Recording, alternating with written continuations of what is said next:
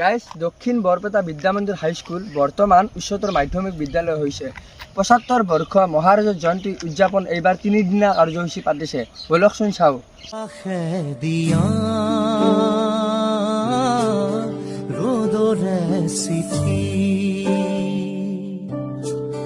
মাটিয়ে জানা ৰোলে খাবতি পোহৰৰ চিয়াহি পৰিছে চিঠি কি আকাশে দিয়া ৰ'দৰে চিঠি